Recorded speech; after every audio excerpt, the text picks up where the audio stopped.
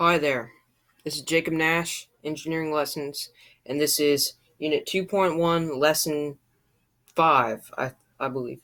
We're continuing the 2.1.1 practice problems, and we're doing number 5 this time. And I've saved it for a video by itself because it's pretty complicated, and you're going to need to pay attention if you're trying to understand. So, there are 6 simple steps that you need to follow, and I'll read them out loud in case you can't read what it says because it's a little bit blurry. So, the first thing you need to do, first of all, let's actually explain the difference between the simple and complex. So, simple is what we did in the other video where we just had simple shapes like this. But then the complex is when you have ones like this. It's like I don't know, that's not that good, but it has multiple shapes within it, and it's something complicated like that you have to figure out. So the 6 steps you need to follow. First, divide the big shape into small shapes. Then, find the areas of all of those shapes individually. Then, find the individual centroids. Then put them into a table. We'll explain what that is. Then, you take the sums of them and then divide them. We'll see what that is. We're using that crazy equation we saw in the first lesson about centroids. And then you add in the main centroid on the shape. And I forgot to mention, there's step 3b over here that you may have to add something to the centroid's numbers in order to put it into the table. We'll explain that more later. Well, I don't know why I'm saying we will. I will. So let's look at what kind of shape it is. So I'm going to take away this paper for a second just to draw it good. Hang on. Oh, the paper's still there. Huh. I've taken it away, though, so sorry about that.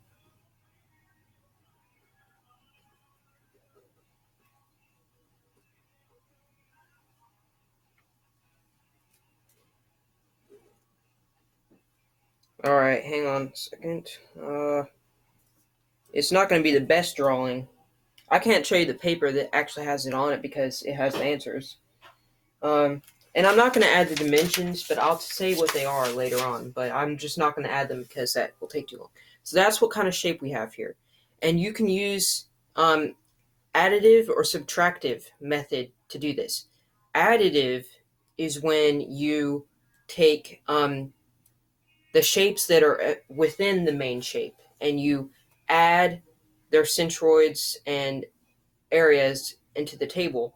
But the subtractive method is when you see shapes that are an empty space. And that's the one we're going to use because can you see how there's a semicircle there and then a rectangle there that are an empty space, like there's a space missing where it would go. So that's why you have to use a subtractive. So we first need to divide it into shapes. We've already done that. There's a main shape that's around this. You can see it's a square. Well, actually, is it a square? Yes, it is. This is a square, and then a semicircle, and then a rectangle. I think that's a rectangle. I'm pretty sure. Yeah. So now we need to find the area of each of those shapes. So first, let's do it of this shape. We'll call this shape 1. That's the main shape. So we're given that the base is 2 inches. So base is 2 inches. And the height is also 2 inches. That's why it's a square. Now we need to multiply them. So 2 times 2. That's simple. That's 4 inches squared. That's squared. And that doesn't mean 4 squared. That would be 16. We're saying inches squared. That's the unit. So we already found the area. That was simple. Now let's do the semicircle. So for the semicircle, what are we given? Let's see. The only thing we're given is that the radius is 0.625 inches. Well, to find the area, we need to do 2 pi r divided by 2. So 2 pi times 0.625 divided by 2. Then we find out that that is 0.61 inches squared. Now, you need to listen to this part. Because this is kind of like an imaginary shape that's not actually there, we have to call the area negative. That's very important. You need to put a negative sign before that. So that's the area, negative 0.61 inches squared. We're going to make this area negative 2, but first we got to figure out what it is. So the base is 0.75 inches, and the height is 0.5 inches. We just have to multiply that. And we get that the answer is 0.375 inches squared, but we need to make that negative because that's a negative area.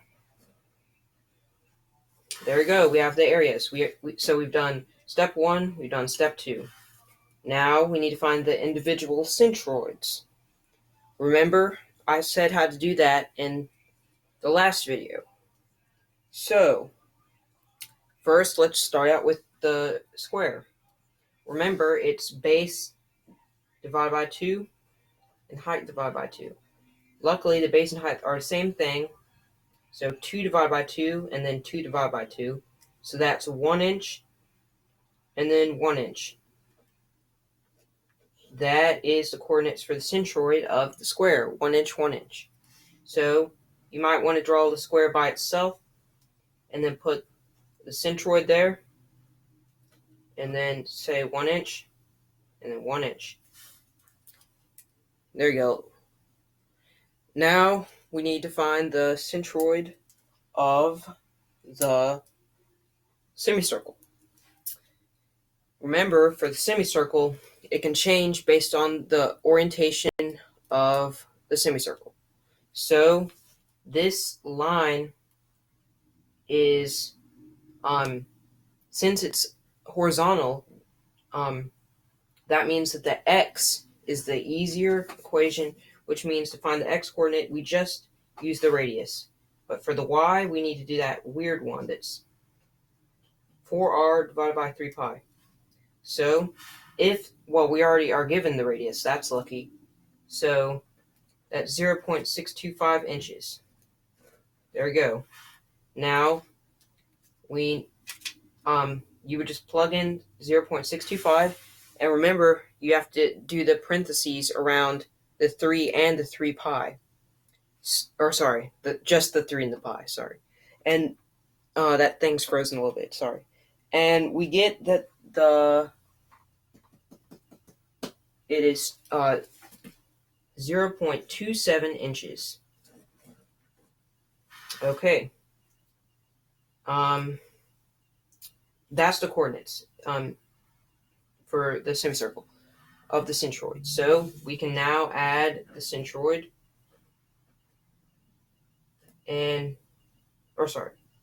never mind, that's what you do. So that's this radius, which is 0.625, and then that is 0.27 inches. You can probably not see what that says, sorry, but hopefully you can see what that says. Alright, now let's do the centroid coordinates of the rectangle.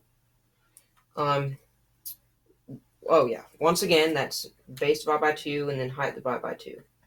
And we get the idea by now, hopefully. We're doing the same thing as that one, so I'll just go ahead and give the answers for time's sake. That is, for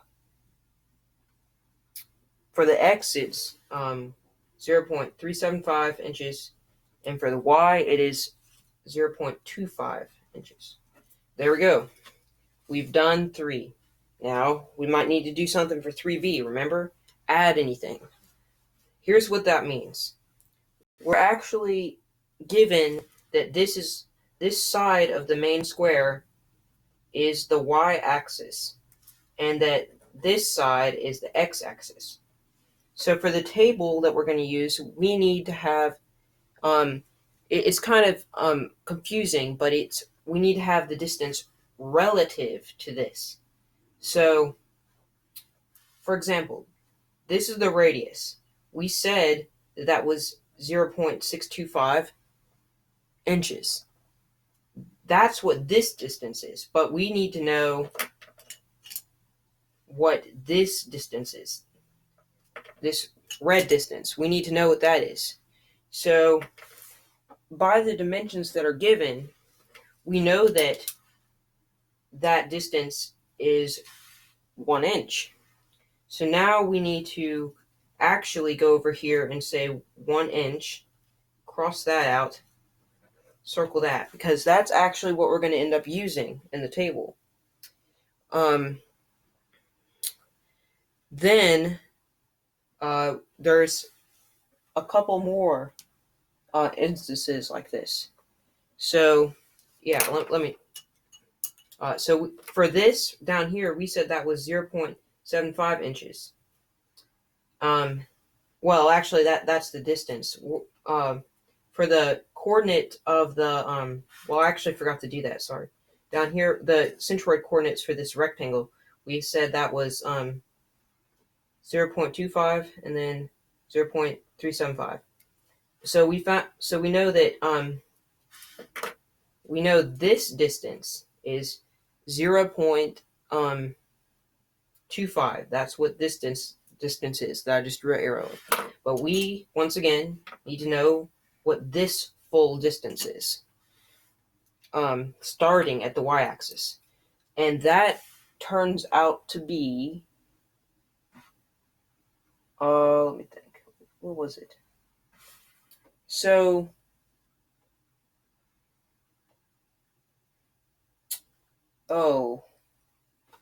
nope. Sorry, I messed that up.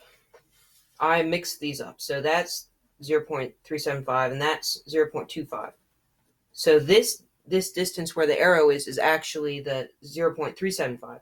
So we found out that the dimensions say that this distance is 0.625. So we have to add the two. 0.625 plus 0.375. That turns out to be 1. Luckily, that's a nice number. So we actually can change this to 1 inch now that we added that. And let me see here. There's one more issue that there is. We found out that the this distance right here was 0.27 inches. That's what that is. And now we need to figure out what it is relative to the x-axis. So we found out that the full distance, remember, that was one of the dimensions of the full square, it is 2 inches. So since this is 0.27, you subtract it. 2 minus 0.27. That is 1.73. So rewrite that. 1.73 inches. Now we're ready for the table. We added the things we need to do. You can see this is a long process. And once again, if this video cuts off, there's another part. That might happen. I don't know. So now we have a table. It actually is reversed on the sheet I have, but you need to first fill out for shapes 1, 2, and 3. It says YI, AI, and then YIAI.